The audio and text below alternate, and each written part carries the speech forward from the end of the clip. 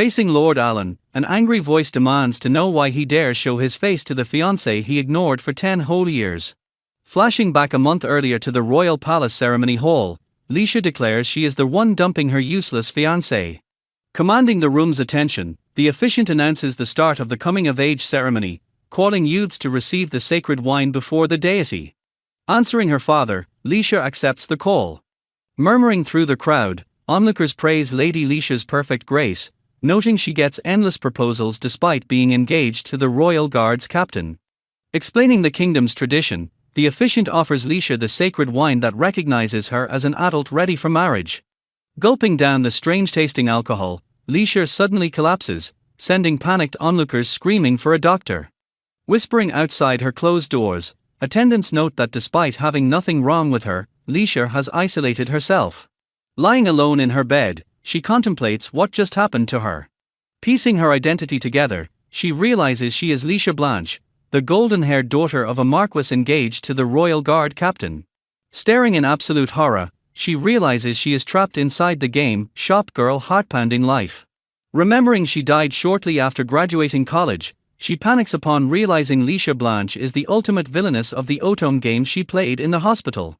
Shocked by a talking bird, she recognizes the creature as the Dove Navigator, who demands she finally fulfill her villainous role. Confirming she really is inside the game, the annoyed bird complains that her refusal to act is causing painful bugs in the world. Questioning the severity of these bugs, Leisha learns the minor issues will soon escalate.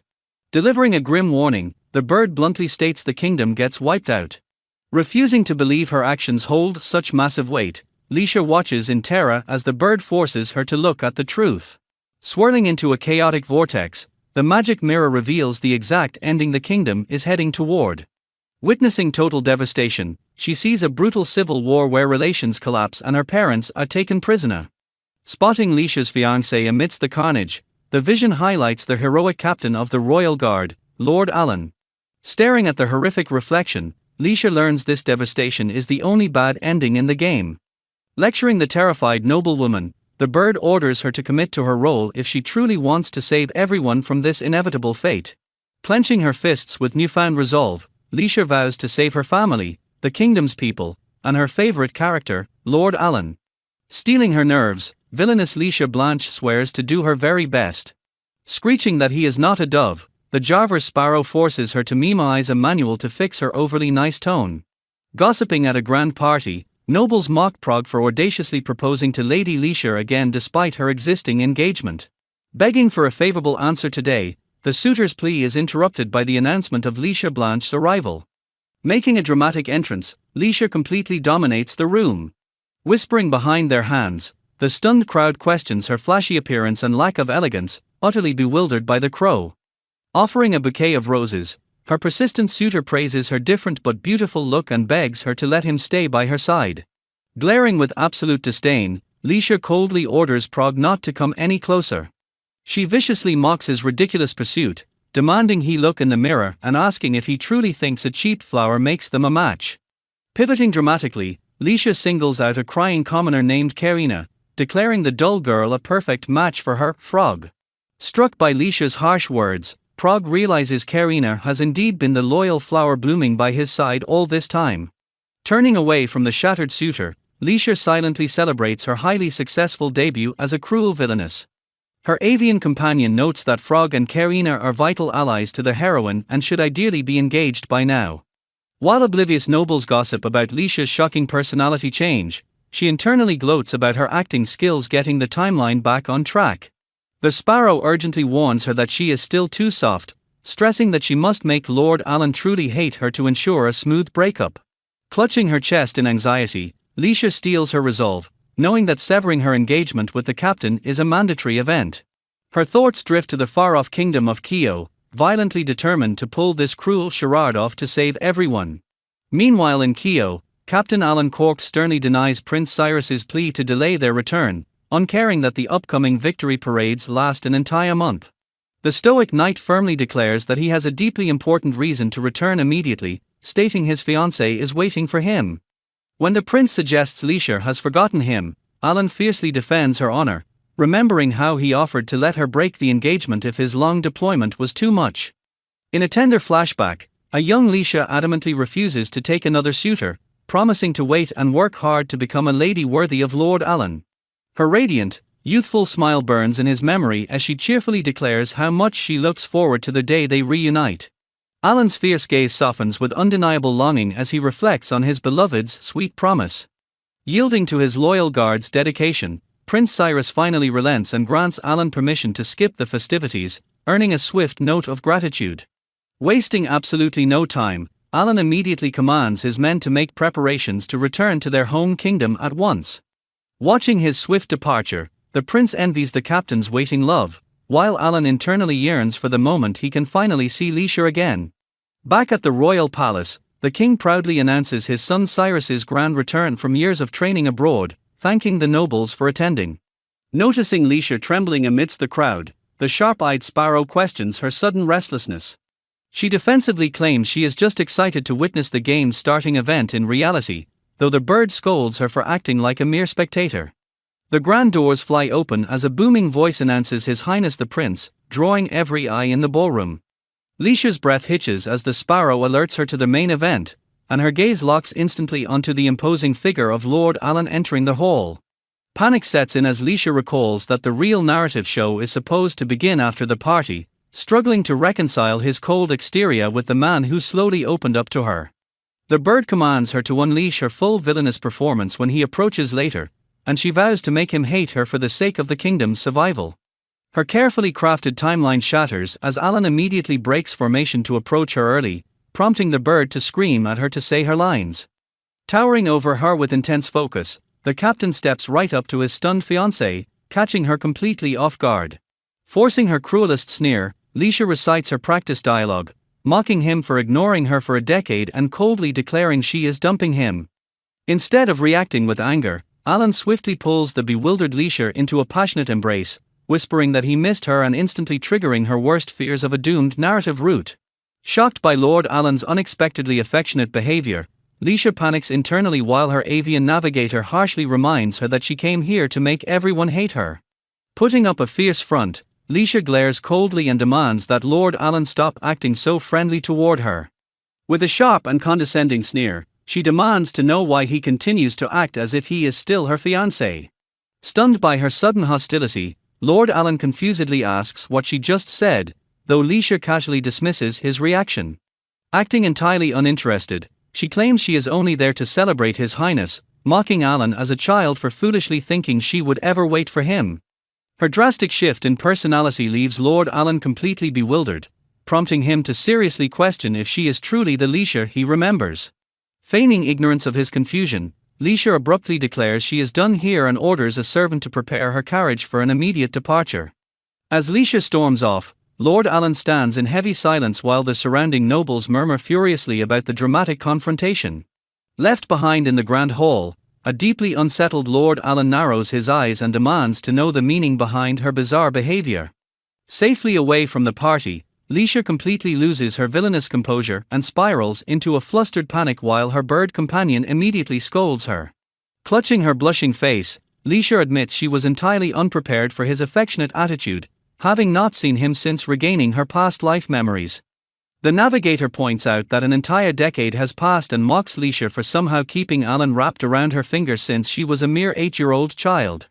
Shifting focus back to their mission, the bird praises Leisha for successfully crushing Lord Alan's feelings and advises her to wait and see how the situation develops. Leisha reassures herself that her harsh words will smoothly break their engagement, though a pang of guilt strikes her heart upon realizing how deeply he actually cared for her. Meanwhile, at the Royal Guard headquarters, a subordinate lightly welcomes Lord Alan back and casually asks him how the party went. Lord Alan's dark, intensely furious expression instantly silences the room, prompting his nervous subordinates to quietly agree that his severe anger is completely justified. Seated at his desk, a deeply troubled Lord Alan reflects that while the woman he met is undeniably Leisha Blanche, her cruel demeanor is entirely unlike the sweet girl he remembers. Clinging to his cherished childhood memories, Lord Alan fiercely refuses to believe her past promises were lies and vows to keep waiting for her true self. A guard suddenly enters the office holding a report, announcing that they have finished investigating what happened to Leisha during the 10 years Lord Alan was away. Approaching the desk, The subordinate presents the comprehensive background check and politely apologizes for interrupting the captain's patrol duties. Lord Alan listens intently as the guard reveals that Lady Leisha was perfectly normal until her coming-of-age ceremony, after which she abruptly began acting incredibly strange. The investigator notes that public rumors uniformly claim the original sweet girl has vanished, leaving her desperate parents worried sick over this completely different person. When the subordinate asks if they should immediately go see him about the matter, Lord Alan firmly refuses and declares he will handle the situation personally. Elsewhere, Leisha fully embraces her villainous persona by haughtily rejecting another unfortunate suitor, mocking the man's inability to secure even a simple promotion. As Leisha belts out an obnoxiously loud noblewoman's laugh, shocked onlookers gossip that the wild rumors regarding her drastic and cruel personality change are entirely true. Thoroughly humiliated by her relentless mockery, the rejected suitor bitterly decides to forget about her and storms off to find a better woman. Once the coast is completely clear, Leisha immediately drops her haughty facade and anxiously asks her avian navigator if her villainous performance was satisfactory. Slumping her shoulders in deep exhaustion, Leisha laments the physical toll of acting so cruel, sadly noting that getting used to this awful behavior is nothing to celebrate. The navigator casually asks exactly how many hopeful suitors she has ruthlessly shot down today, to which a weary Leisha admits she simply stopped counting halfway through.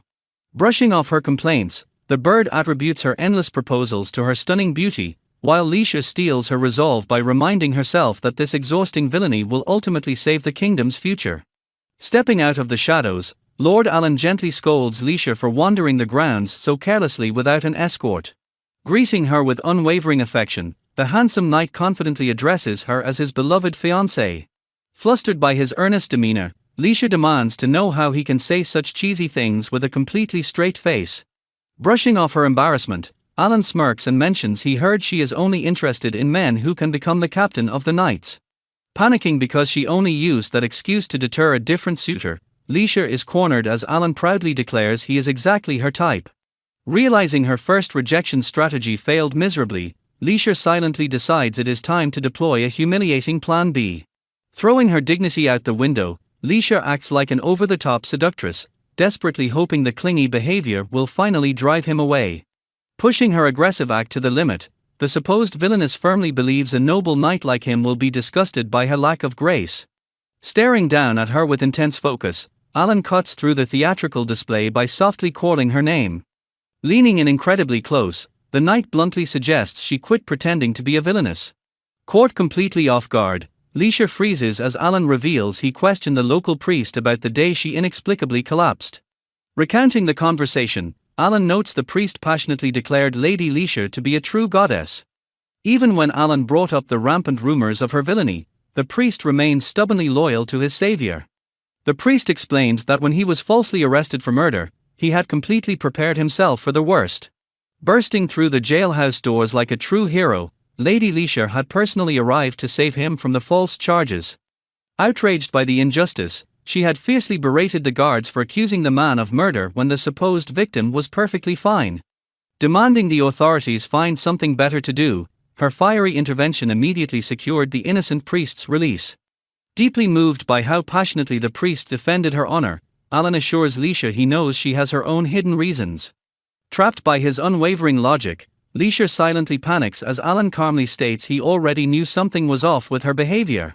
Pulling her firmly against his chest, the resolute captain promises that while he doesn't know what she's plotting, he is going to find out. Staring into her eyes with burning determination, Alan vows to bring his beloved fiancée back to normal. Sweating bullets, Leisha realizes that as long as Alan refuses to give up on her, the kingdom remains on a collision course with absolute disaster. Blushing fiercely under his intense gaze, Leisha's resolve begins to waver as he softly whispers her name. Flashing back to the avian navigator's dire warning, she remembers the entire country will be wiped out if she fails to commit to her role. Desperate to escape his affectionate grip, Leisha suddenly shrieks at the top of her lungs, accusing Alan of being a pervert and a kidnapper. Creating a massive public scene, she triumphantly points out the staring onlookers while Alan stands utterly bewildered by the sudden accusation. Dropping her clingy facade, Leisha snarls that he should learn how to treat a lady, fiercely denying his claims that she is merely pretending. Shoving past the stunned knight, the self-proclaimed villainess makes a frantic, theatrical dash for the exit. Watching her carriage speed away into the distance, a deeply confused Alan admits he never expected the situation to spiral this far. Slumping onto the carriage seat beside her avian companion, an exhausted Leisha laments that her act somehow made him even more obsessed. Leisha is confused because her game engagement was purely political, wondering why Alan's affection gauge is so high.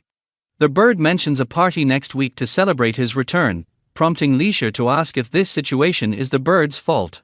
The bird advises her to make a scene in front of his relatives, using the public stage to ruin her image. Leisha decides to crush his affection even if he knows she is acting. Leisha feels bad for Lord Alan but refuses to quit her role. The bird insists she must make him understand she is a true villainess. A guest asks if others heard about Lord Alan's fiancée. Gossips claim Lady Leisha plays with men and discards them like toys. The crowd pities Lord Alan for returning to such a fiancée, believing her true nature is finally showing. Leisha stands quietly before the assembled party guests. With all eyes on her, Leisha feels her reputation plummeting and realizes this is her chance. She resolves to make him completely sick of her. Lord Alan approaches and tells Leisha she is early. Spotting him, Leisha tells herself to stay confident so he won't pounce. Lord Alan's parents demand an explanation for why Leisha arrived on another man's arm for Alan's celebration. His parents state her actions reflect poorly on the knights and blame Alan for not keeping her in line, while Leisha tries to apologize for him. Seeing her chance, Leisha asks why she should stay loyal to someone with such a cold, distant, and sullen attitude. Alan pulls her close and apologizes, stating the fault lies with him for leaving such a beautiful lady alone. Alan promises to personally escort her to every event from now on, prompting Leisha to escalate before he controls the conversation. Leisha pulls away and tells him not to touch her so casually. She declares she is not a child and that being her fiancé does not give him the right to control her, shocking onlookers. Alan asks her not to be angry, promising to stay by her side because she must have been terribly lonely while he was gone. The crowd assumes Leisha's outbursts are just love in disguise caused by the strain of 10 years apart. Realizing he comes right back no matter how much she pushes him away, Leisha panics and begs the bird for help. Leisha notices Alan's female relatives. Remembering they were classic obstacles in the game, she hopes they will get between her and Alan. Leisha aggressively invites the three girls to share any complaints they have about her. The girls cry out that the awful rumors don't sound like her at all, asking what is wrong. The girls cling to her and beg Leisha to tell them if something is bothering her. Leisha realizes that by having tea with them during Alan's 10-year absence, the girls grew deeply attached to her. Leisha panics internally, but Lord Alan steps in to shield her from the mounting pressure. Onlookers gossip that his customary 10-year absence during escort duty likely drove Leisha to act strangely out of sheer loneliness. Alan fiercely refuses to forgive himself for leaving her all alone. Leisha coldly rebuffs him by declaring their time apart proved that being engaged to the captain is nothing but suffering. Alan suddenly scoops Leisha into his arms, leaving her completely flustered. The surrounding nobles eagerly encourage them to talk and promise to cover for his abrupt departure. Ignoring her furious demands, Alan calmly carries her away and notes that screaming is pointless. Leisha reflects that Alan Corks is a character defined strictly by duty and severity. In the game, the heroine slowly cracks his iron mask to reveal awkward smiles and his hesitant embrace of love. She panics because he was never supposed to act this aggressively bold. Thrown onto a bed, Leisha calls him shameless, but Alan counters by reminding her she recently dumped wine on a man publicly. Alan demands an explanation, but Leisha stubbornly insists she owes nothing to a mere fiancé. He aggressively declares they must seal their bond right here and now. He leans in close to a paralyzed Leisha. Shocked, she questions why he is so intensely obsessed with a woman he hasn't seen in 10 years. Alan states it is obvious because she is the one who completely changed him. A flashback reveals a young Alan being introduced to little Lady Leisha. Alan's father informs him of his upcoming multi-year escort mission and his sudden engagement. Young Alan questions the logic of engaging him to a child who will not come of age for a decade. As the eldest son of House Corks, Alan silently accepts his rigid, predetermined path of knighthood. Trusting his father's judgment, Alan obediently agrees to the life mapped out for him. Leisha's father expresses relief that she can now focus entirely on her bridal education. Young Leisha suddenly calls out, breaking his stoic focus. The adults leave them alone, instructing Alan to care for Leisha while they discuss military matters. Alan turns to silently observe the incredibly tiny girl destined to be his wife. While offering to fetch tea, he inwardly questions his bizarre new reality. To his absolute shock, young Leisha earnestly asks if she should have the adults call off the engagement. When a stunned Alan asks why, she plainly states that he looks entirely unhappy about it. Leisha boldly tells him he does not have to just follow orders and should choose his own path. A bewildered Alan dismisses her profound words as the naive thoughts of a child who does not understand arranged marriages. Reflecting on her past, Leisha wonders if she was the only one forced into this life, having always assumed she would simply follow the same path as her father. Flashing back to a childhood conversation, Leisha gleefully praises Alan's desire for personal dreams, prompting the young boy to consider giving up his engagement and knighthood to live exactly as he pleases. Admitting he will likely become the Royal Guard captain regardless, Alan watches in awe as an excited Leisha lists off alternate paths like swordsman or adventurer, eager to see what kind of man he becomes. Returning to the tense present, Alan stares intently at his fiancée, declaring that her passionate question about his dreams is the one thing he can never let go of. Pulling her close, the fierce knight reveals that her unbridled freedom completely changed how he saw the world, cementing his obsessive vow to make her his bride no matter what. Struggling against his intense grip, Leisha demands to know why he is trying to cage her now if he truly loves her for being free. Desperately trying to break free, the self-proclaimed villainess twists and pushes against his overwhelming physical strength. Tears welling in her eyes, Leisha bites her lip in distress, entirely overwhelmed by the suffocating weight of his unyielding affection. Releasing his harsh grip with a quiet apology, Alan coolly instructs her to return to their hall only once she manages to calm down. Casting a final, intense gaze over his shoulder, the captain issues a chilling promise that he is absolutely not letting her go. Startled by the heavy click of the closing door, Leisha slumps against the sofa while her avian companion sweats nervously nearby. Glaring suspiciously from the doorway, Alan demands to know if she is secretly some kind of monster in disguise. Pivoting sharply, the intense knight forcefully calls out Leisha's name before turning his back on her. Weeping in frustration, Leisha apologizes for accidentally leading Alan on as a child, while the panicked bird shrieks demands to know exactly what just happened. Trembling with anxiety, she realizes that making Lord Alan give up on her might be vastly harder than she originally thought. Steeling her resolve, the golden-haired noblewoman vows to pour all her energy into supporting the heroine, knowing the main story is finally about to begin. Baffled by this sudden shift, the bird questions why she is cheering for the heroine when her original plan was to make Alan hate her. Trembling under the memory of Alan's overwhelming intensity, Leisha confesses it would be far safer if the knight simply fell in love with someone else. Shaking off her lingering doubts, she fiercely commits to her new role as the heroine's ultimate supporting cast member. Transitioning to the dense forest, the kingdom's prince leads a horseback expedition, verifying with Alan that their floral target is just up ahead. Confirming the route, the vigilant knight warns His Highness to stay alert due to the venomous monsters lurking in the shadows. Lurking behind a nearby bush, Leisha spies on the royal party and nervously notes that the heroine has not arrived yet. Answering her avian navigator's impatient questions, Leisha explains she is waiting in ambush to ensure the heroine successfully triggers Lord Alan's romance route. Plotting to intervene if the heroine gets too close to the prince, Leisha is suddenly interrupted by a frantic shout warning His Highness of an attack from behind. Recognizing the deadly bale tiger and its venomous fangs, Leisha watches the terrifying ambush unfold exactly as she anticipated. Eyes wide with anticipation, the hidden villainess whispers that the game's official scenario is finally kicking off. Recalling the game's script where the prince suffers a shallow wound before Alan takes a hit to shield him, Leisha watches in absolute shock as the knight effortlessly slaughters the beast without a scratch. Staring in disbelief at the shattered timeline, a horrified Leisha realizes Alan's incredible strength just broke the predetermined plot. Rushing to check on the royal, Alan ignores the prince's dismissive reassurances, perfectly setting the stage for the heroine's highly anticipated entrance.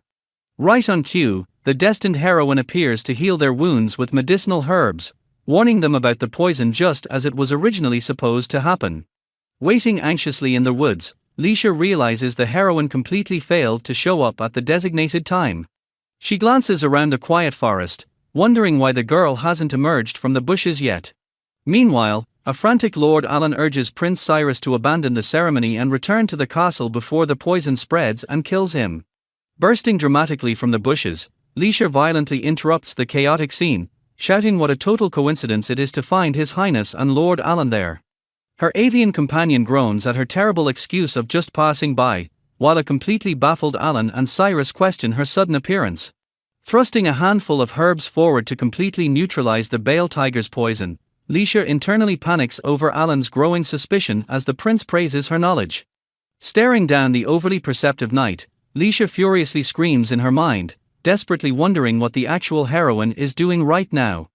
Alan glares silently at his fiancée, silently demanding to know why she intercepted their secret royal mission.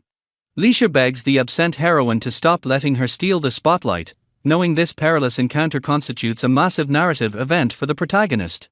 Handing over a wrapped herbal poultice to cover the immediate first aid, she suggests they brew some proper medicine just to be safe. Both Cyrus and Alan quickly note her amazing skills, finding her level of preparation awfully convenient for someone who merely stumbled upon a royal emergency. Scrambling to cover her tracks, Leisha quickly claims she recently started dabbling in herbal medicine as a brand new hobby. Sighing at her obvious lies, Alan drops his interrogation and sharply asks if she can physically make the medicine right there in the forest. Realizing she exhausted her narrative role, Leisha stammers helplessly, knowing the game forces the royal pair to visit the heroine's house to brew the cure. A sudden voice asking if someone suffers from poison shatters the tension, causing Leisha to gasp in pure relief at the heroine's arrival. A strange woman steps into the clearing, offering her limited medical knowledge to help the wounded royal. Alan immediately demands the interloper's identity for trespassing on sacred royal grounds, while Leisha stares in absolute horror, realizing this adult woman is definitely not the heroine. The mysterious mother reveals she only trespassed because her daughter insisted, gently encouraging little Azami to step forward and say hello. Leisha completely freezes, recognizing the name Azami with a jolt of utter disbelief. Staring down at the tiny child, Leisha registers the official heroine's appearance, completely short-circuiting over the fact that Azami is just a little girl. Cyrus tells the tense captain to relax, completely ignoring Leisha's internal breakdown over the protagonist's shocking age. The mother hesitates since Leisha already provided first aid, but Cyrus gladly permits her to examine the wound if she truly knows what she is doing. The older woman warns that poison could still linger in his system, gently noting that Leisha's initial poultice might not suffice. Inspecting the royal injury, she correctly deduces that a simple draft will flush the remaining toxins out. Little Azami confidently tells her mother they can brew the cure at their house, cutting off the older woman's nervous hesitation. Alan swiftly commands His Highness to return to the castle immediately, noting he stationed guards at the forest entrance to secure the perimeter. Taking charge of the mission, Alan delegates Leisha to accompany the prince while he personally retrieves the medicine from the villagers. Desperate to stay involved in the plot, Leisha forcefully interrupts his orders, loudly insisting that she absolutely must go too. Ignoring his fiancée's outburst, Alan asks the woman if her home is nearby, prompting her to point just up ahead. The mother happily accepts his thanks, leaving a rejected Leisha swaying unsteadily on her feet as the narrative completely derails. Leisha's familiar points out she already knew the heroine was a child, arguing that revealing it sooner wouldn't have changed anything and she should stick to being the villainess. Disgusted by the bird's logic, Leisha panics that stalling for 10 years will lead to the country's destruction. Alan checks on Leisha, offering to call for a carriage if she is unwell. The group arrives at a picturesque 2-story house. Feigning exhaustion to rest, Leisha secretly remembers that in Alan's route, they stayed for tea at this location. Alan insists on waiting outside until the medicine is ready, prompting Leisha to silently curse him for not returning with the prince. Welcoming them inside, young Azami offers hospitality that perfectly matches the scene Leisha remembers from the game. Azami's mother finds her daughter sweet as Leisha realizes this child truly is the official heroine. Completely overwhelmed, Leisha blushes and internally squeals over how adorable the young heroine is. The familiar warns Leisha that her villainous mask is slipping due to her weakness for softness, but she argues she cannot play the villain against a child. Observing them together, Alan casually remarks that Leisha and Azami look exactly like a parent and child. Panicking over the implication that they look like a real family, Leisha worries about the dangerous direction this event is taking. Blushing furiously, Leisha denies being embarrassed and yells that any man and woman with a child look like a family. Offering to help Azami grab herbs, Alan steps in while Leisha realizes he is toying with her again. Leisha watches in surprise. Azami presents the gathered herbs, asking if they are the correct ones.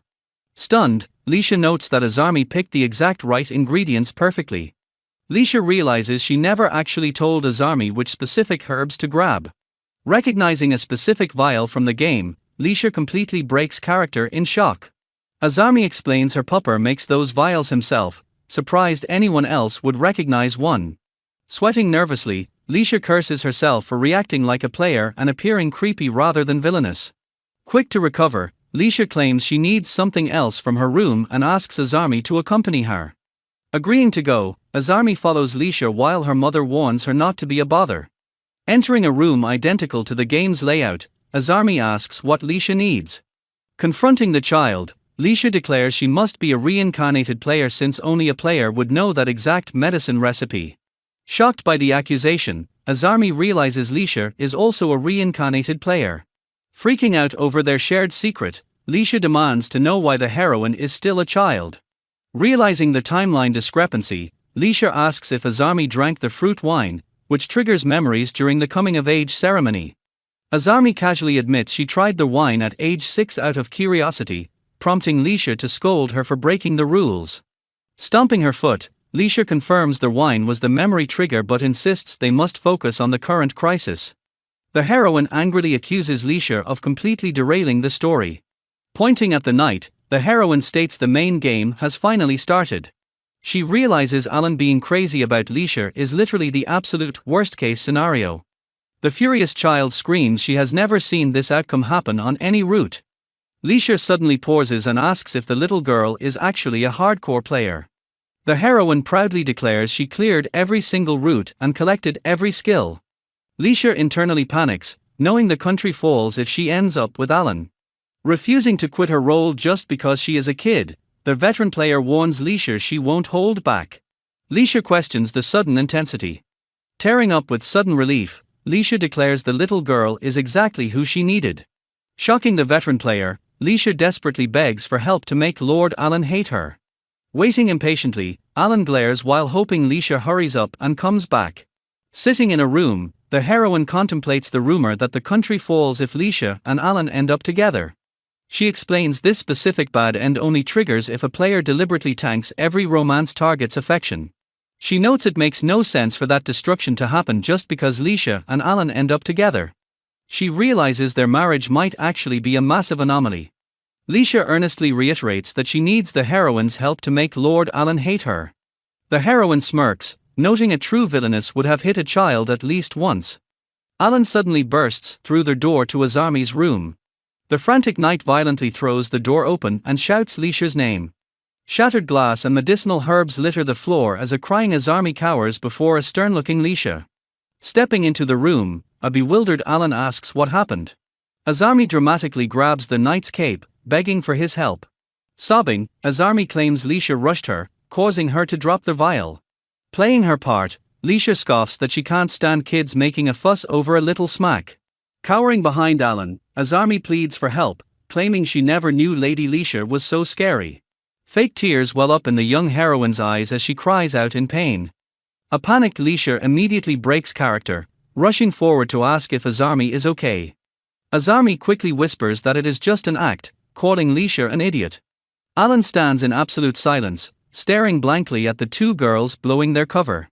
Hearing the sharp crash of a shattered vial, Lord Alan commands someone to fetch a broom before urgently asking what is wrong with Azami. When the child dramatically wails in pain, Alan dismisses her complaints, ordering the staff to handle the cleanup because they are returning immediately. As Azami suddenly claims the pain stopped, Alan abruptly scoops a bewildered Leisha into his arms, stating they have the prince's medicine. He exposes the girl's lies by noting her mother already prepared the required ingredients in the first 2 bottles pulled from the shelf. Ignoring Leisha's groans and protests that she still needs to discuss things with the child, Alan firmly carries his struggling fiancée away. Frustrated, Leisha demands to know if he thinks she is mere luggage, prompting Alan to smoothly reply that carrying her is simply the fastest way.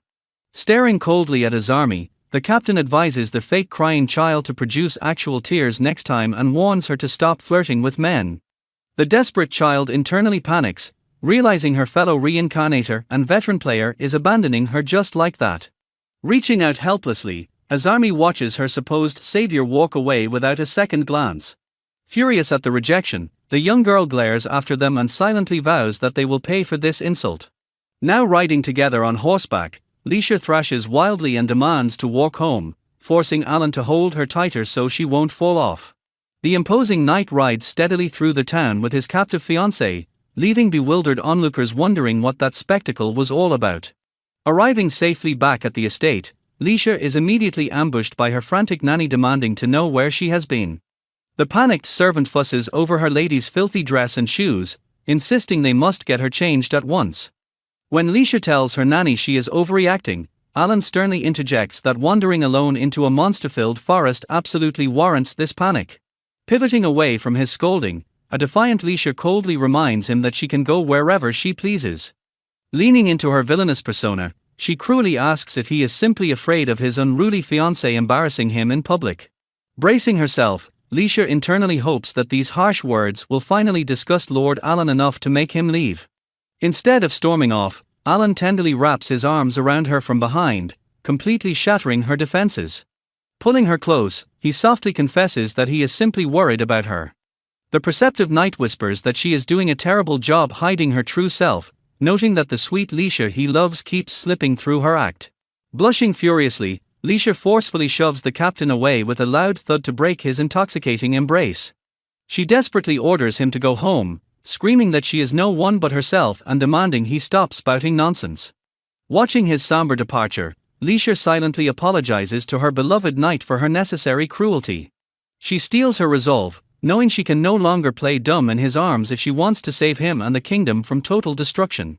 Clenching her fist with fiery determination, the villainess vows never to give up on her treacherous mission. Meanwhile, royal guards violently burst into Azami's home, demanding to confirm the identities of the girl and her parents. The stern soldiers forcefully order the shocked family to come with them immediately.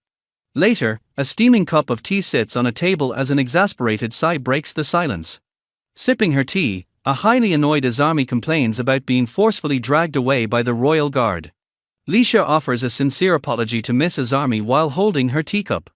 Azami questions her parents' whereabouts while Leisha worries the neighbors will gossip about the unwanted attention they've drawn. Sullenly crossing her arms, Azami asks if Leisha is seeking her assistance once again.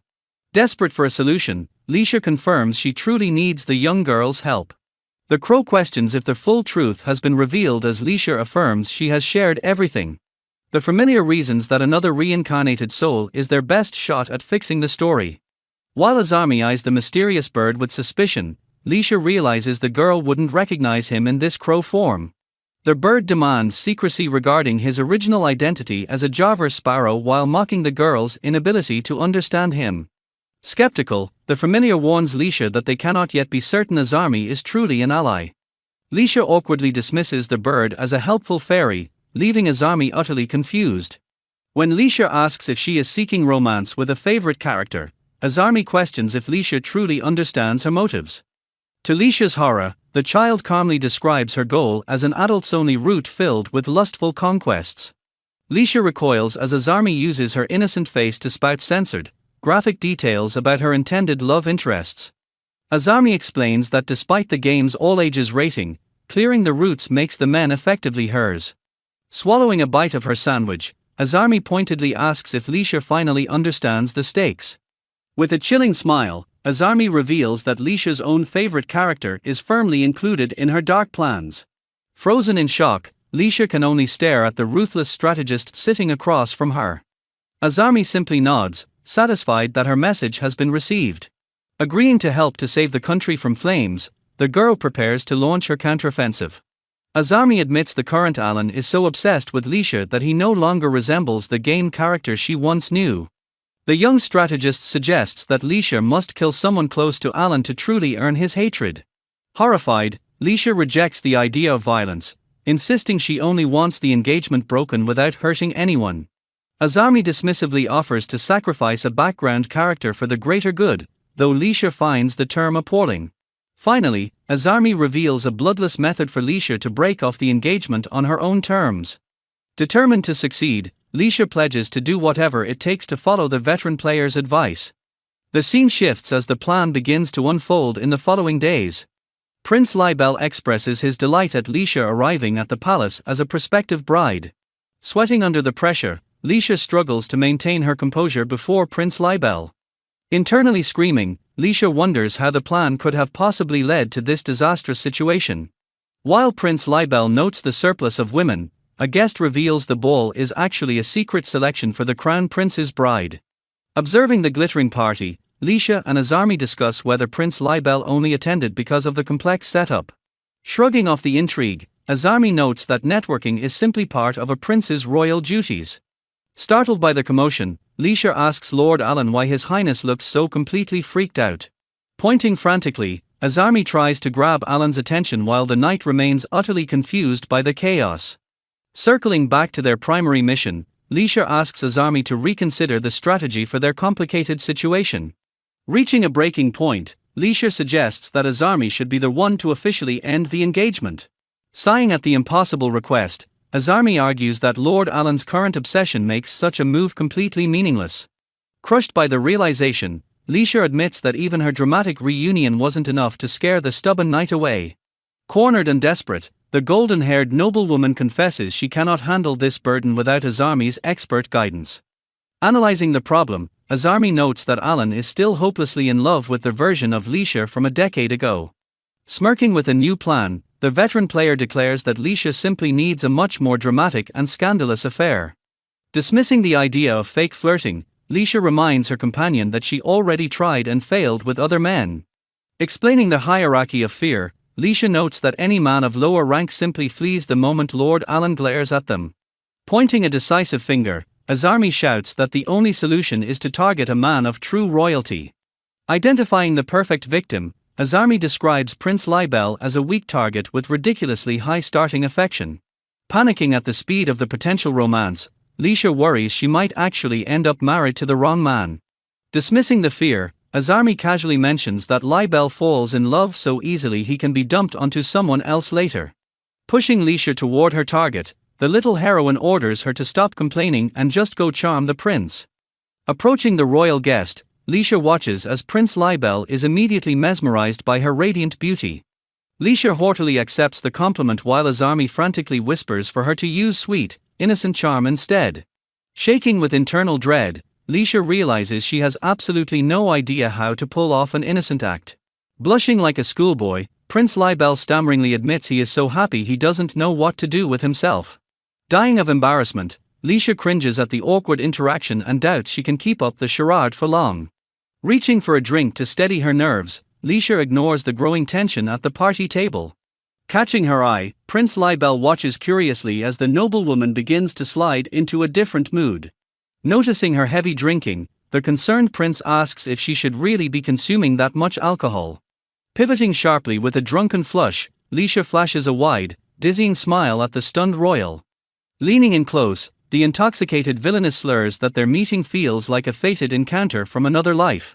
Watching the disaster unfold from afar, Azarmi realizes Lisha is completely wasted and has likely abandoned the entire plan. Shrugging with a smirk, the veteran player decides she wouldn't even care if the drunk girl actually ended up married to him. Alan glowers at Lisha and Crown Prince Libel, mockingly noting how well they seem to be hitting it off. He eyes them with deep suspicion, wondering aloud what kind of fun little scheme Lisha has cooked up this time. Shocked by his sudden appearance, Lisha can only stammer in confusion as to why the captain is even there.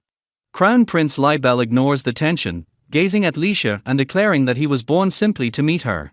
The foreign prince doubles down on his bold claim, insisting to a stunned Lisha that he is completely serious.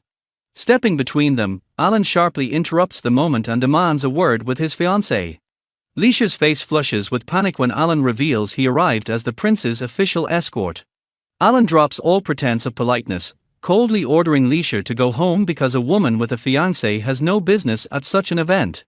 Desperate to ruin her image, Lisha clings to Libel and loudly proclaims her intention to marry the foreign prince instead.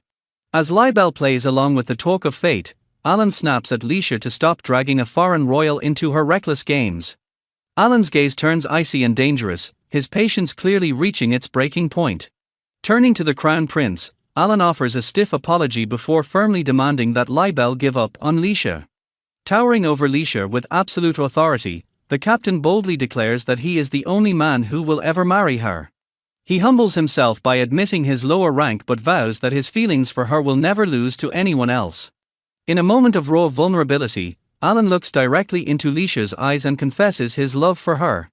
Gripping her hand with possessive intensity, he fiercely commands her to never dare leave his side. A completely overwhelmed Leisha trembles as Alan begs her to accept the love he's held for so long. The entire ballroom gasps in shock as the stoic captain of the guard drops to one knee before his villainous fiancée. Leisha erupts in a drunken panic, accusing Alan of talking crazy while he desperately tries to quiet her down in front of the crowd. Jealous onlookers whisper in the shadows, marveling at the intense and passionate display of affection between the two. While Leisha continues her loud and messy protest, the guests murmur about how lucky she is to be loved so fiercely. Maintaining his composure despite the scene, Alan offers a calm apology to the stunned witnesses. He dismisses the importance of social rank in the face of true love, leaving a mortified Leisha struggling in his grip. Leisha's internal world shatters as she realizes her carefully crafted villainous plan has collapsed into total ruin. She lets out a pathetic groan of defeat, completely drained by the unexpected turn of events. Fuming with rage, Leisha screams at Alan for ruining her hard work and turning her grand plan into toast. An oppressive and awkward silence descends upon the carriage as the group travels together in heavy tension. The atmosphere becomes unbelievably uncomfortable for the prince as Leisha unexpectedly drifts off to sleep against Alan's shoulder. Even in her dreams, Leisha continues to mumble insults at stupid Alan while a soft blush creeps onto her sleeping face. Alan gazes down at his sleeping fiancée with a tender smile, quietly deciding they will simply have to change tactics to save their future. Azami stares intensely, wondering if it's even possible to actually disappoint the target. Thoughts swirl about the kingdom's formidable knight commander finally going soft. Clad in elegant black, Leisha stands amidst blooming roses with her parasol held high. Trudging home in defeat, Leisha laments that her latest plan failed despite her resolve, resulting in her simply waking up in her own bed. With a piercing gaze, Alan delivers a stern ultimatum that she is forbidden from drinking alcohol from now on. Leaning in close, Alan demands she call him before drinking to prevent whatever schemes she might pull. Venting her frustration, Leisha reveals that Azami scolded her and she is now effectively under house arrest for dragging Alan around. Leisha sighs heavily in front of a grand church, her confidence in her wicked woman persona beginning to crumble. The crow familiar urges her to stop dwelling on the past and suggests entering the church to clear her head. Stepping through the massive arch doors, Leisha enters the silent, empty sanctuary. Reflections on her past surface as she realizes she hasn't set foot in a church since attending worship with her family. A gentle voice informs Leisha that the morning service has already concluded as a figure approaches. Smiling warmly, the priest invites her to pray freely and assures her that God will hear her voice. The bespectacled priest watches her with a calm, discerning expression. The man politely asks if she is Lady Leisha Blanche, to which she tentatively confirms her identity. Shocked recognition hits Leisha as she identifies the man as Des from their Shop Girl Heart-Pounding Life game package. Panic sets in as Leisha realizes she only cleared Alan's route and knows almost nothing about Des's character. Des notes she is quite famous, while Leisha wonders if her reputation preceded her. The priest's smile remains as he clarifies that her fame is actually in a bad way. Des begins reciting the scathing rumors surrounding the Marquis's daughter, Leisha Blanche. He describes her as a bewitching woman who has manipulated the kingdom's knight commander into submission. Stunned into silence, Leisha can only stare as her negative reputation is laid bare. Des mentions newspaper articles accusing her of being a corrupt woman cozying up to a foreign prince despite having a fiancé. He points out the ominous black bird that always follows her everywhere. With arms spread wide, Des declares that she is the very image of a wicked witch. The priest delivers the final blow, stating that the public is rooting for her and Alan to break up. While Leisha processes the news, Des feigns an apology for speaking so bluntly. Des maintains his stance, asserting that he only speaks the truth before God. Hope surges within Leisha as she realizes her villainous act might actually be working perfectly. Reflecting on Alan, the prince, and Azami's lack of reaction, she realizes the common people are far more easily swayed. Furious at the insult, Leisha declares she is leaving after the horrible priest Des dares to call her a witch. Humming a tune as she skips away, the noblewoman leaves a stunned and annoyed Des in her wake. Shocked to the core, Azarmi screams in disbelief upon hearing that Leisha actually set foot inside the church. Suspecting a secret alliance, Azarmi demands to know if Leisha got close to Des during her casual stroll. Swooning with delight, the young heroine confesses that the mysterious priest is actually her absolute favorite character. Explaining his complex role, Azarmi reveals Des serves as a holy priest by day while leading the dangerous vigilante corps by night. Despite his terrifying double life, she insists the man is secretly a gentleman who treats women and children with kindness. Defending her idol's honor, Azarmi refuses to believe Leisha's claim that Des called her a corrupt witch. Watching Des's cold departure, Leisha wonders if he has drifted away from his original game persona just like Lord Alan. Interrupted by a scolding voice, Azarmi is caught sneaking out of her room while Leisha fears the entire game world is collapsing. Reviewing troubling documents at his desk, Lord Alan notes with concern that the kingdom's crime rate is steadily climbing. Deep in thought, the Knight Commander questions why the public has stopped sending security requests to the Royal Knights. Interrupted by a sharp knock, Alan grants permission to enter as a familiar figure arrives to deliver a report. Walking in with a casual wave, the double-dealing Des greets his longtime associate with a smirk. Coldly professional, Alan demands to know what the priest wants if he isn't there on official business. Mocking the military's decline, Des taunts that the Knight's order seems to have far too much free time these days. Unimpressed by the jab, Alan stoically asks if the priest traveled all this way just to deliver a petty insult. Wearing a predatory grin, Des leans in to inform the commander that the current crisis is entirely his own fault. Pointing an accusatory finger, Des claims Alan has been slacking off and chasing a woman instead of doing his job. Confirming the shift in power, the priest notes his vigilante corps is taking all the work because the public no longer trusts the Knights. Mentioning their recent encounter, Des tells Alan he met Leisha and found her to be exactly like the scandalous rumors suggested. Delivering a harsh warning, the vigilante leader tells his friend not to let a foolish woman lead him by the nose. Snapping with sudden rage, Alan's eyes burn with intensity as he commands Des never to speak about Leisha like that again. Walking away with a final smirk, Des notes the rumors about the Knight Commander going soft were clearly true. Shrugging off the tension, the priest grumbles that his men are overworked just because Alan is distracted by his love life. Leaving the room, Des issues a final challenge to the commander not to let the kingdom down. Standing alone in the silence of his office, Alan remains motionless as the weight of the priest's words settles in. Boasting to the crowd, Leisha laughs that her beauty is a crime now that Prince Libel has officially proposed to her. Daydreaming about her successful schemes, Leisha rounds a corner only to slam directly into a solid chest. Gasped breaths fill the air as Leisha and Lord Alan freeze, staring at each other in a moment of pure shock. Leisha confidently assures herself that her villainous performance is finally paying off, noting with satisfaction that her wicked act seems to be working. Spotting Lord Alan, Leisha puts on a fake smile and mockingly remarks on the coincidence of running into him in such a place. The blonde noblewoman sharply accuses the captain of stalking her, sneering that his knights must have far too much free time. With a disdainful air, Leisha coolly slips past Alan while he remains silent and unmoving. Stopping for a brief moment, a flicker of doubt or hesitation crosses Leisha's face as she looks back. The Java sparrow excitedly chirps that Alan has finally lost interest, though Leisha's confirmation seems strangely hollow. Leisha reflects that sticking to the game's script will prevent the kingdom's destruction, relieved that the original, distant Alan has returned. Despite the success of her plan, a lingering sense of unease or sadness tugs at her heart. Standing alone, Leisha gazes off into the distance, lost in thought about the inevitable path she must take. A poignant memory of the game's original ending surfaces, showing hands reaching out as a tragic vow of destiny is spoken. The vision shifts to Alan confessing his love to a weeping Azarmi, the very scene Leisha once played through as a fan. Recalling her past life, she remembers her joy at clearing Alan's difficult route and achieving the perfect happy ending. Back then, she felt a brief moment of pity for the dumped villainous Leisha before realizing that she is now that very woman. The crushing weight of reality hits her as she realizes the tragedy she celebrated was actually her own future.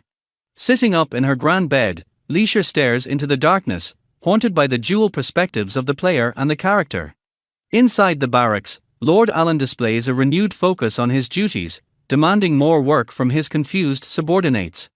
The captain ponders over the state of the realm, his mind clearly occupied by matters of security and defense. Scrutinizing a subjugation report, Alan orders his men to provide accurate data to prepare for potential threats. Watching from the sidelines, the knights marvel at their leader's frantic pace as he tears through a mountain of paperwork. Driven by a restless energy, Alan takes to the training grounds to hone his skills with intense, sharp strikes. He sternly commands the guards to maintain their discipline, warning them never to forget the lessons they've learned. The atmosphere shifts as His Highness Prince Cyrus arrives for a surprise inspection, catching the knights off guard.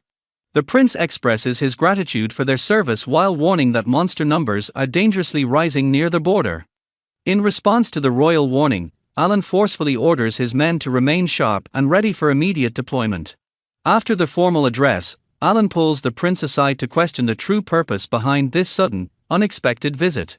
Prince Cyrus bluntly reveals that rumors are flying about Alan neglecting his fiancée due to his obsessive focus on duty. The prince admits he wanted to see the truth for himself, especially since the girl from the rumors is present at the barracks today. To Alan's shock, Leisha is indeed standing nearby, her expression a mix of surprise and defensive anger. The captain and his fiancée lock eyes in a tense, silent standoff that leaves the surrounding air thick with unspoken words. Stealing his gaze, Alan demands to know what Leisha and Azarmi are doing at the knights' barracks so late. Dragging Azarmi along to witness her plan, Leisha prepares to confront her target. Adopting her most obnoxious persona, Leisha berates Alan for his cold treatment and complains about the sweaty environment. Unfazed by her insults, Alan releases a weary sigh and asks if that was her only reason for interrupting him. With icy indifference, Alan terminates the conversation and declares his immediate departure. Silently watching from the shadows, Leisha and Azarmi track Alan as he walks away without a second glance. Astonished by the Knight Commander's absolute frostiness, Azarmi remains frozen in place. Azarmi rejoices with terrifying glee, certain her harem plan is succeeding now that Alan is acting like his cold, game-accurate self. Looming behind them, Des mockingly greets Leisha by her new unofficial title as Alan's ex-beloved fiancée. Des offers a suspect apology for his earlier harshness at the church while hiding a smug grin. Realizing Alan has finally seen through Leisha, Des admits his worries for the Knight Commander were misplaced. Smugly declaring victory, Des believes Alan has finally understood Leisha's supposed true nature. Des prepares to unveil his true intentions now that Leisha is officially out of the way. To Leisha's utter confusion, Des joyfully reveals his true goal is to simply be Alan's biggest fan. Finishing his duties, Alan announces the completion of the stable cleaning. Alan orders his men to take their horses scouting, noting that they haven't been getting enough exercise. Hiding in the foliage, Leisha and Azarmi wait for the perfect moment to execute their next move. Bursting with fangirl energy, Leisha aggressively commands the court artist to sketch Alan petting a horse. The overwhelmed artist protests the difficulty of sketching moving subjects while Leisha continues to beg frantically. Des joins the frantic request for a sketch of Alan on horseback as Azarmi looks on with pure exasperation. Convinced Alan truly hates her now, Leisha descends into a spiral of dramatic despair. Exceeding all expectations, the royal artist produces a god-tier composition at blinding speed. Entering an upscale jewelry shop, Leisha prepares to commission a very specific piece. Holding up her prized sketch, Leisha beams while asking the shopkeeper for gems that perfectly match Alan's beautiful eyes. The shopkeeper offers various blue gemstones, suggesting that sapphire or aquamarine would capture the Knight Commander's gaze. Azarmi and Des watch in stunned silence as Leisha's obsession reaches new, chaotic heights. Passing townspeople snidely gossip, assuming Leisha is clinging to jewels to soothe the pain of being dumped. Leisha's eyes widen as she spots a massive inventory of newspapers containing articles about her beloved Knight Commander. Driven by pure devotion, Leisha declares her intent to buy the entire staggering stack of newspapers. Leisha radiates happiness as she confirms every single paper in her massive haul is in pristine condition. Leisha asks why Azarmi isn't joining the fun, only to be dismissed as a pathetic, analog nerd. Azarmi watches Leisha closely, questioning if she is truly alright sitting so quietly while her beloved Des is right in front of her. Leisha begs her companion to leave her alone, confessing she is struggling to reconcile the game's logic with this confusing new reality. Gossiping in hushed tones, the two girls note how Alan and Leisha have completely switched roles, with Leisha now obsessively collecting articles about her fiancé. Des scolds the pair for their loud whispering, pointedly remarking that they are terrible at playing the role of discreet reporters. Leisha explains her erratic behavior, noting that blowing off Alan while he chases her is simply part of the role she is destined to play. She remains committed to the script, insisting that her actions are dictated by the game's original narrative mandate. Staring back in silence, Des looks utterly bewildered by the noblewoman's strange explanation. Leisha clarifies that in the original game, Alan is meant to dump her, while she remains a regular player who is head over heels for the night. With a sad smile, she claims she has absolutely no reason to be hurt by the current state of their relationship. Des continues to glower at her, his expression a mix of suspicion and mounting frustration. Just as the priest begins to question her motives, he is suddenly interrupted by a subordinate bearing an urgent message. The scout rushes in to deliver a breathless report, demanding Des's immediate attention. Whispering frantically, Leisha and Azarmi realize the story has deviated again since Alan's squad charged ahead instead of waiting for the local militia. Their messenger delivers a crushing blow, announcing that all contact with Lord Alan's advance squad has been completely lost. Leisha gasps in absolute horror as the reality of the situation sets in. The grim truth is officially confirmed: the Knight Commander, Lord Alan, has gone missing in the dangerous forest. Cursing under his breath, Des calls the missing knight an idiot for charging into such a reckless ambush. Leisha desperately begs to join the rescue party, but Des scoffs at the idea of a pampered princess who can't even ride a horse tagging along. Ordering her to stay home where it is safe, the vigilante leader warns that she will only slow the seasoned warriors down. Azarmi tries to talk her out of it, suggesting they should just follow orders to avoid getting dragged into a life-threatening mess. Ignoring the child's advice, Leisha turns to her friend with a look of pure determination and asks for one final favor. Mounting his horse, Des commands the knights to lead the way and warns everyone to be ready for immediate combat. Shocking the entire rescue party, Leisha arrives dressed in riding gear and firmly declares that she is perfectly capable of riding. She promises to stay out of their way and remain in the safe zone, fully aware that the mission is finished if she gets injured. Locking eyes with the skeptical priest, Leisha offers a single, heartfelt plea for him to let her help. Relenting with a heavy sigh, Des warns that he will leave her behind without a second thought if she fails to keep up with the pace. Kicking their horses into a gallop, the rescue squad finally begins its desperate charge toward the forest. Des questions the scouts about where Alan's squad entered the woods, identifying a path that leads straight toward the border. Leisha suddenly cuts through the confusion, calling out for Des to ignore the main road and take the secret detic by the stables. Explaining they can loop around and flank the area, she is vindicated when a knight confirms the existence of the hidden path. Des gives the final command to move out, and the squad acknowledges with a unified "Yes, sir." The search party gallops through the terrain, with Leisha riding firmly between Des and the knights. Leisha's intense gaze reveals her realization that from this point forward, she remembers every detail of the game's path. Azarmi questions Leisha's total recall of the game's choices, urging her to reveal everything if the knowledge is in her head. Determined to regain control, Leisha declares she won't step into the fray until she has the full scope of the narrative in her mind. Though she remembers the events, Leisha hesitates to act, dismissing the effort as potentially pointless. Crow suddenly appears, startling Leisha and cryptically advising her that she doesn't actually need to go.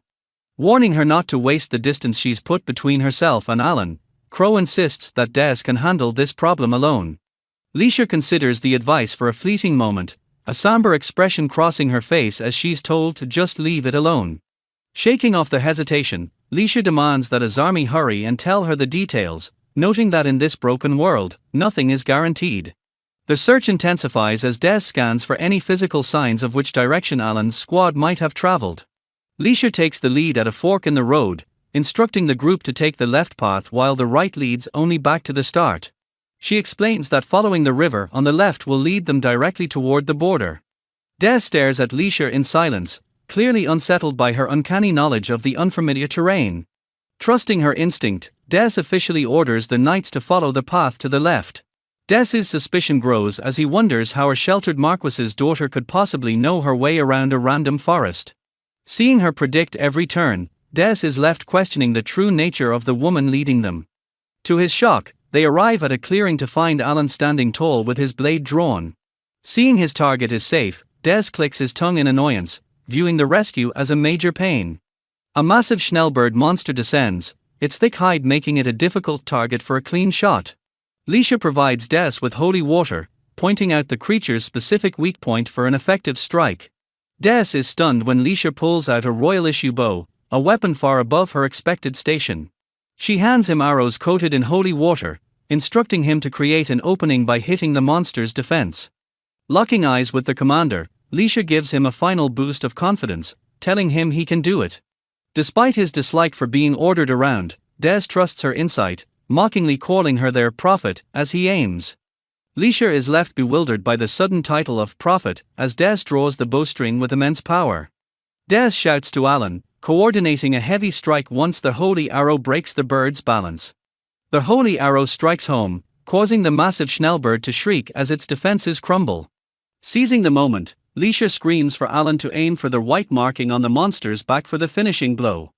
Alan executes the kill with precision, though he remains visibly frustrated by the intervention. Leisha breathes a sigh of relief upon seeing Alan safe, her worry momentarily breaking her villainous facade. Panicking over her lack of composure, Leisha desperately tries to recall how a proper villainess would act after getting too involved in the rescue.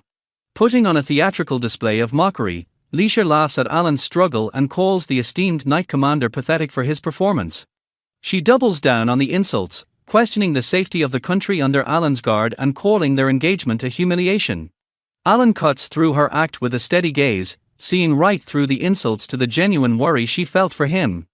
To Leisha's absolute shock, Alan pulls her into a firm embrace, his sudden return to his affectionate self catching her off guard. Alan admits he feared she hated him, even finding her frantic tantrums cute as Leisha struggles to process the shift in his mood. With a serious expression, Alan confesses he is done forcing himself to ignore his feelings and will no longer suppress his worry for her. Des interrupts the heavy moment with a boisterous slap to Alan's back, congratulating him on his strength and skill in the fight. The two warriors reflect on the battle, noting how much time has passed since they last fought side by side like this. Alan looks down with a quiet, contemplative expression, confirming that the long-awaited reunion on the battlefield has finally happened. Des suddenly turns the spotlight back on Leisha, addressing her by the cryptic title of prophet. Leisha begs him to drop the title, but Des grows suspicious, demanding to know the truth behind her mysterious knowledge and true identity. Seeing Alan staring at her with growing suspicion, Leisha panics, realizing she must keep her secrets hidden from him at all costs. Noticing Alan's grumpy expression, Leisha spots an opportunity to use his jealousy to distract from her secrets. In a bold move, Leisha clings to Desi's arm and loudly proclaims that the two of them have become the closest of friends. Both Alan and Des are left in a state of total bewilderment, completely blindsided by Leisha's sudden display of affection.